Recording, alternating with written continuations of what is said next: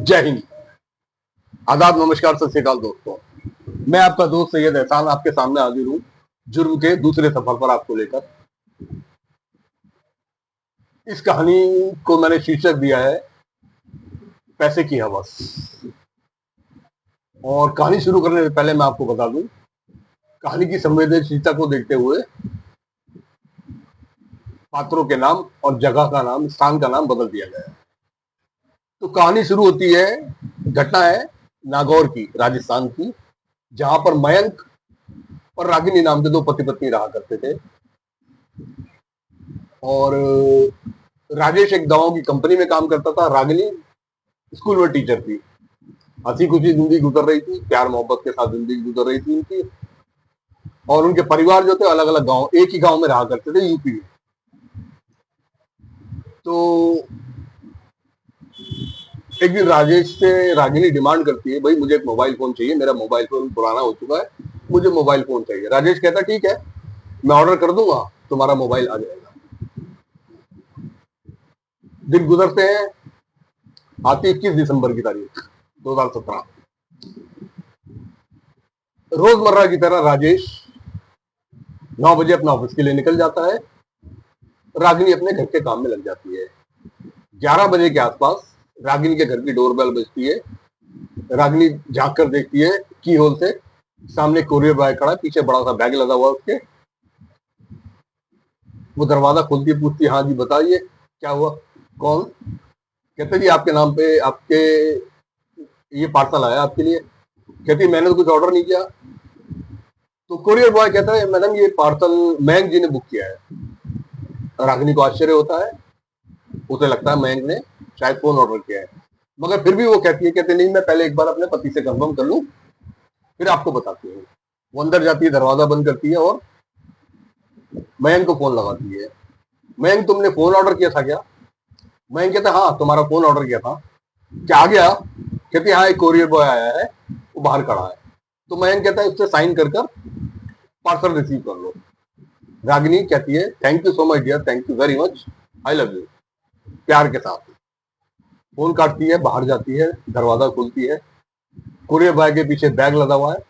Courier boy उनसे request करता है, कहता है मैडम जी अगर आप इजाजत दें तो बैग बहुत भारी है, मैं इसको अंदर रख लूं, आपका पार्सल निकाल कर दे दूंगा। रागिनी कहती है ठीक है। कुरियर बॉय अंदर आता है, रागिनी दरवाजा बंद करती है। यहां तक। इसके बाद शाम को मयंक घर आता है 6:30 बजे, दरवाजा नॉक करता है, कोई आवाज नहीं आती।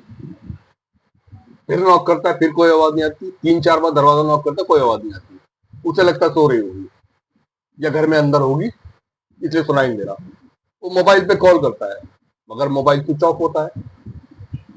वो फिर कॉल करता है मोबाइल पे, फिर स्विच ऑफ होता है। फिर वो जोर जोर से दरवाजा खड़काता है, लेकिन कोई आवाज नहीं आती। एक दो पड़ोसी आ जाते हैं साथ में, तो जब पड़ोसी आते हैं, पड़ोसी भी खटखटाते हैं। तो एक आध पड़ोसी कहता है, कहता हो सकता है भाभी जी कुछ सामान मार्केट गई हो, कुछ सामान लेने के लिए। मयंक को भी लगता है हो सकता है सामान लेने के लिए, तो अक्सर रागिनी सामान लेने के लिए चली जाती थी। तो मयंक को भी लगता है शायद रागिनी सामान लेने के लिए गई है। तो कहता है ठीक है मैं यहाँ बैठकर वेट करता हूँ। तो वो बैठकर वेट करने लगता है। अब इंतजार की घड़ियां बढ़ती जाती हैं। इसी इंतजार में 2 घंटे गुजर जाते हैं, 8:30 बज जाते हैं। मयंक को चिंता होने लगती है। वो लगातार फोन पे फोन करता रहता है, मगर कोई नहीं आता। वो अपने घर फोन करता है अपनी माँ को, माँ रागिनी का फोन आया था क्या? उसकी माँ कहती है नहीं बेटा, रागिनी से तो मेरी बात नहीं हुई कई दिन से। फिर वो रागिनी के पिता को फोन करता है, उसकी माँ को उसके पिता को फोन करता है, जो उसी गांव में रहते थे। उनसे बात करता है, कहता है कि रागिनी ने आपको फोन किया था? उसके माता पिता कहते हैं नहीं हमारे पास तो कोई फोन नहीं आया, और हमारी तो 2 दिन से बात नहीं हुई रागिनी से। अब उसकी चिंता बढ़ जाती है। वो और दोस्तों को फोन करता है अपने आस पड़ोस में, रागिनी के दोस्तों को फोन करता है, अपने आस पड़ोस में पता करता है, रागिनी के दोस्तों को फोन करता है, कहीं से कोई जवाब नहीं मिलता, संतोषपूर्वक जवाब नहीं मिलता। सब मना कर देते हैं कि नहीं हमारी रागिनी से कोई बात नहीं, न रागिनी हमारे पास आई है। अब दरवाजा जोर से पीटता है तो पड़ोसी दरवाजा पीटना शुरू करता है दोबारा, पड़ोसी इकट्ठे हो जाते हैं। काफी देर तक दरवाजा पीटने के बाद, खिड़कियों से झांकने के बाद कुछ नजर नहीं आता उनको। तो किसी आशंका को देखते हुए, अनहोनी को देखते हुए, एक पड़ोसी कहता है मयंक जी आप पुलिस को फोन करिए। मयंक के दिमाग में आता है मयंक तुरंत पुलिस को कॉल लगाता है। कुछ देर रुकने के बाद पुलिस आ जाती है और पुलिस भी अपने हिसाब से जायजा लेती है आसपास का। शायद कोई खिड़की खुली हो या कोई पर्दा खुला हुआ हो तो उससे कुछ देखने को मिल जाए अंदर, लेकिन ऐसा कुछ नहीं होता। आखिर में हार कर दरवाजे का ताला तोड़वाया जाता है, जो अंदर से बनता चाबी वाला लॉक था उसको तोड़कर दरवाजा खोला जाता है। पुलिस टीम अंदर जाती है, बाकी लोगों को बाहर रोक दिया जाता है कि आप बाहर रुकिए।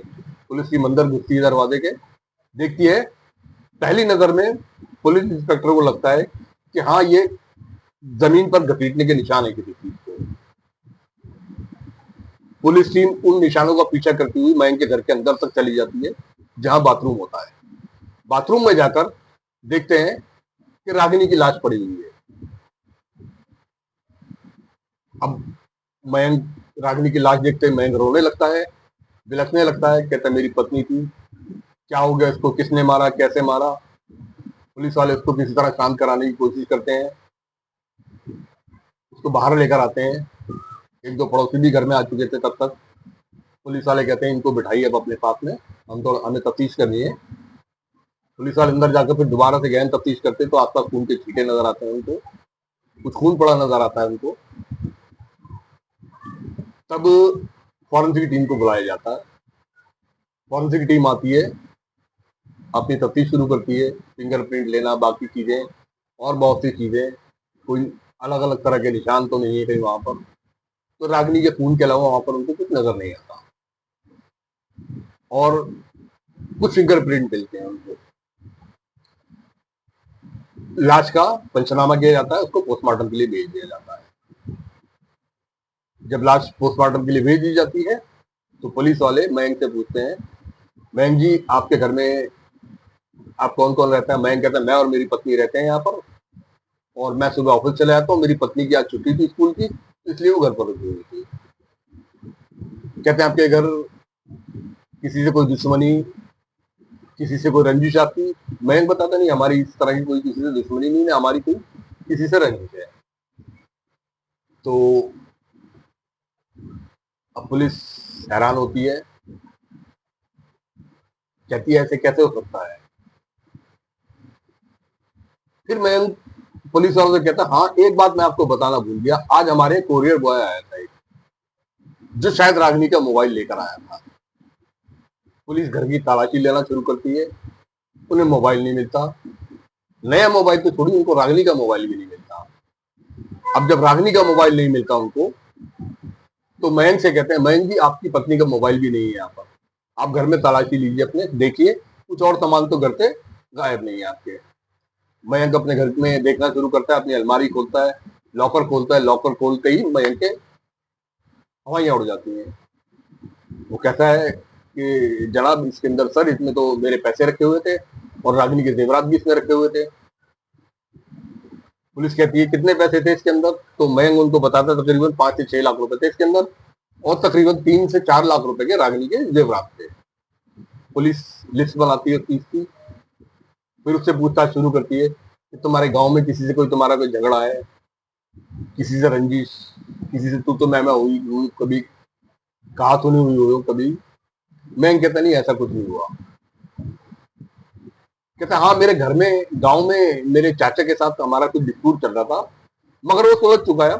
हमारी जमीन के बंटवारे को लेकर था, वो जमीन हमारी आधी आधी बढ़ चुकी है, इसलिए हमारा वहां से उन पे शक करना कोई बनता नहीं। हाँ, रागिनी के पिता से हम बात कर सकते हैं, शायद उनका किसी से कोई झगड़ा रहा हो, किसी से कोई रंजिश रही हो। तो उनको फोन किया जाता है, रागिनी के पिता को फोन किया जाता है, उधर मयंक अपनी माँ को भी फोन कर देता है। रागिनी के पिता को फोन करने के बाद में उनसे बात की जाती है कि ऐसे ऐसे हुआ है यहाँ पर और आपकी बेटी का कत्ल हो चुका है, तो हम आपसे ये जानना चाहते हैं आपकी किसी से कोई रंजिश, कोई दुश्मनी, कोई किसी तरह का बैर हो तो आप बताइए। रागिनी के पिता कहते हैं नहीं, मैं आ रहा हूँ, ऐसा तो कुछ नहीं है हमारे यहाँ, हमारा किसी से कोई लड़ाई झगड़ा नहीं है और किसी से हमारी किसी तरह की कोई दुश्मनी नहीं है, मैं आ रहा हूँ नागौर। पुलिस वहां तफ्तीश करती है, आस पड़ोसी से पूछती है भाई आप लोगों ने किसी ने चीखने चिल्लाने की आवाज नहीं सुनी, कोई उधम पुकार नहीं सुनी घर के अंदर। तो लोग, आसपास के लोग कहते हैं देखिए जी 11 साढ़े 11 का टाइम होता है उस टाइम जो बताया गया है, जैसे बता रहे हैं ये, उस टाइम तो ज्यादातर लोग अपने ऑफिस में होते हैं और बच्चे स्कूल में होते हैं, तो ज्यादा रोड पर चहल पहल नहीं होती, तो शायद किसी ने ना सुनी हो।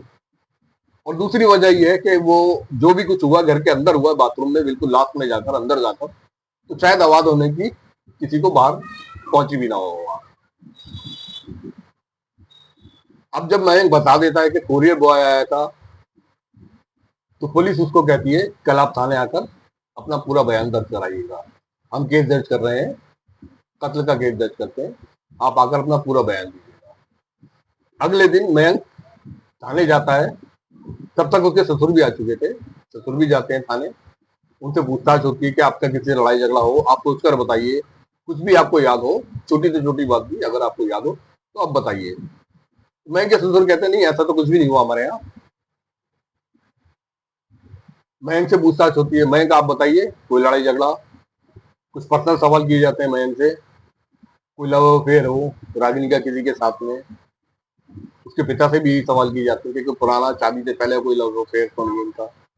रागिनी के पिता कहते नहीं ऐसी कोई बात नहीं है, हमारा रागिनी का ऐसा कुछ नहीं है, रागिनी की शादी ने समय पर कर दी थी और बहुत अच्छी लड़की थी वो। मयंक भी कहता है नहीं मुझे इस तरह की कोई शिकायत मिली नहीं है अभी तक कि रागिनी का किसी के साथ लव अफेयर रहा हो। अब पुलिस फोकस करती है कोरियर बॉय पे। अब पुलिस मयंक के घर से लेके आगे और पीछे दोनों तरफ के सीसीटीवी फुटेज खंगालना शुरू कर देती है।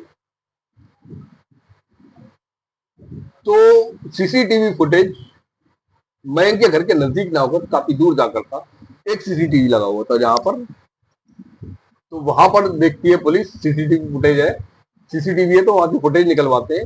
वो देखते हैं कि उस फुटेज में नजर आता है एक आदमी मोटरसाइकिल के ऊपर एक बड़ा सा बैग रखकर जा रहा है। जिस दिशा में वो जा रहा होता है पुलिस और आगे उस दिशा में जाती है और सीसीटीवी फुटेज निकालती है, तो वहां से आगे गली का मोड़ होता है, रोड का मोड़ होता है, उस मोड़ पर एक सीसीटीवी लगा हुआ होता है। पुलिस सीसीटीवी की फुटेज निकालती है तो देखती है आगे तिराया, आगे जाने के बाद थोड़ा तिराया होता है, उस तिराहे पर जाकर वो आदमी सीधा ना जाकर और दाहिने ना जाकर बाएं हाथ को मुड़ जाता है।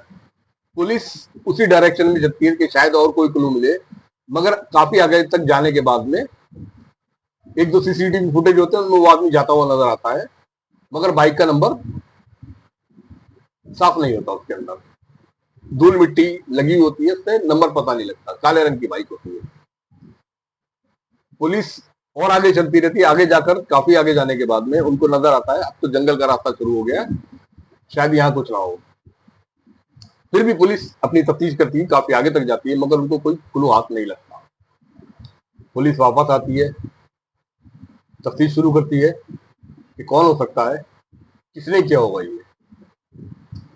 इसी उधेड़ बुन में पुलिस रहती है, अपने मुखबिरों को भी लगाती है, सीडीआर खंगाले जाते हैं रागिनी के, मयंक के पिता के, उनकी माँ के और उसके मयंक की माँ के, सबके सीडीआर निकलवाती है पुलिस। उनमें उन्हें कोई खास चीज नजर नहीं आती। अब पुलिस करे तो क्या करे, कोई चीज उनके हाथ में नहीं है, तो कहते हैं शुरू से शुरुआत करते हैं इस केस की हम। वो दोबारा से सारे सीडीआर खंगालती है, वो मयंक के सीडीआर खंगालती है, तो जो 11:30 वाली बात होती है फोन की, 11 साढ़े 11 वाली वो बात सच होती है, रागिनी ने उसको फोन किया था और तकरीबन 30 से 40 सेकंड उसकी बात हुई थी, और ऐसी कोई खास बात उनको नजर नहीं आती। फिर वो देखते हैं क्या किया जाए।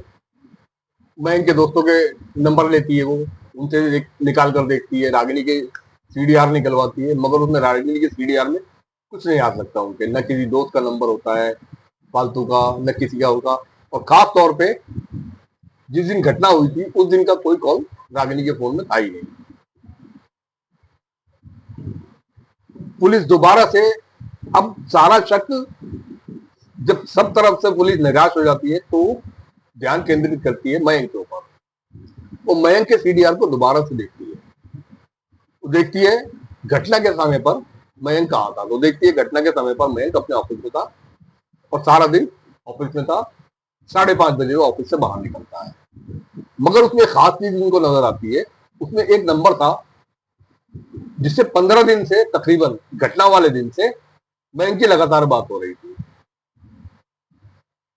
पुलिस और पुराने सीडीआर निकालती है तो वो नंबर उनको रिफ्लेक्ट करता है 1 साल पहले, 1 साल पहले, जिसमें 8-10 दिन लगातार उस नंबर पर बात हुई थी। उसके बाद से बीच में कभी कभी उस नंबर पर बात होती थी, मगर घटना वाले दिन के बाद से लगातार उसकी बात हो रही थी। दिन में 1 से 2 बार, 3 बार भी बात हो रही थी। अब पुलिस कुछ शक होता है, कुछ, वो उस नंबर को देखती है, उस नंबर पर फोन किया जाता है तो पता लगता है वो एक इंश्योरेंस एजेंट का नंबर है। पुलिस इंश्योरेंस एजेंट को बुलाती है, थाने बुलाती है, उससे बातचीत करती है। तो इंश्योरेंस एजेंट को तो कुछ पता नहीं होता कि क्या है, क्या क्या माजरा है। वो पूछते जी भैया, पुलिस इंस्पेक्टर उनसे पूछते हैं कि आप मयंक जी को जानते हैं? कहते हैं हाँ बिल्कुल जानता हूँ। तो इन्वेस्टिगेशन ऑफिसर उससे पूछता है कि बताइए आप कैसे जानते हैं मयंक को? कहता है जी मैंने मयंक जी को एक पॉलिसी बेची थी हफ्ते 1 साल पहले,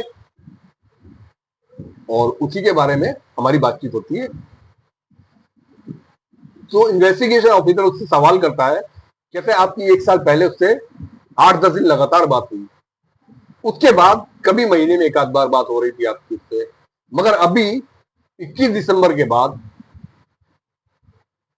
आज 6 जनवरी हो गई है, लगातार आपकी बात उससे हो रही है, दिन में 2-2 बार हो रही है, क्यों हो रही है?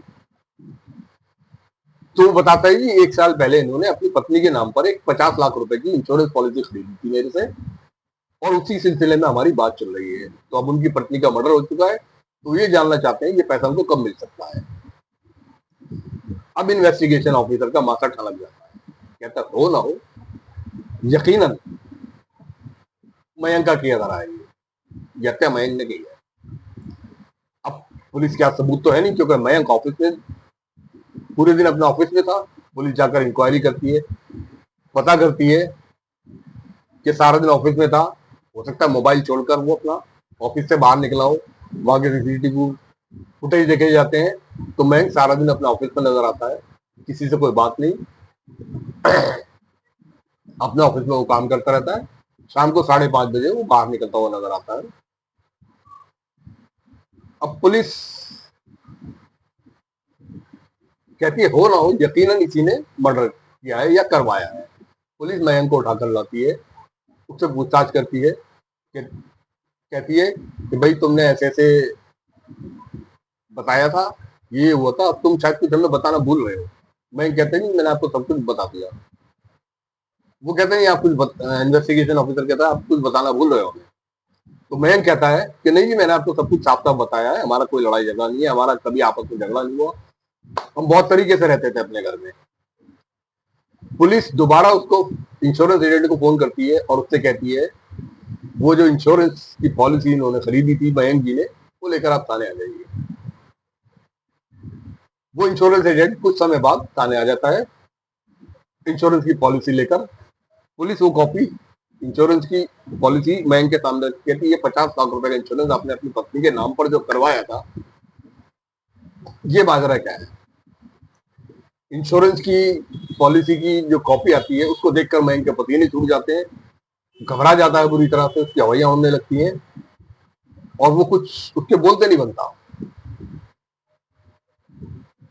पुलिस उसको थोड़ा दबाव में पूछती है बताओ कि ये क्या है। इंश्योरेंस एजेंट से मयंक से पूछती है तो मयंक कहता है ये तो पॉलिसी मैंने खरीदी थी अपनी पत्नी के नाम पर, इससे उसका कुछ लेना देना नहीं है। तो पुलिस कहती है ठीक है आप घर जाइए, जरूरत पड़ेगी आपको बुलाएंगे, आप शहर छोड़कर घर से बाहर मत जाइएगा। मयंक चला जाता है।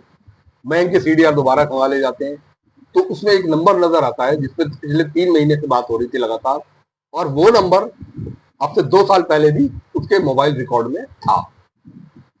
उस आदमी से बात की जाती है, उस आदमी का नाम होता है ज्ञानेश। ज्ञानेश को बुलाया जाता है, कहता है ज्ञानेश जी आप मयंक को जानते हैं? बोलता है बिल्कुल जानता हूँ। कहता है आप कैसे जानते हैं? कहता है हमारी पार्टनरशिप की बात चल रही है और हमारी पार्टनरशिप होने वाली है, हम दवाओं की एजेंसी खोलने वाले हैं अपनी, और उसी में मयंक और मैं पार्टनर है, इसी सिलसिले में हमारी बातचीत होती है। तो कहते हैं इस पार्टनरशिप के लिए पैसा कौन लगा रहा है? तो कहते हैं आधा पैसा मयंक दे रहा है, आधा पैसा मैं अपनी तरफ से लगाऊंगा।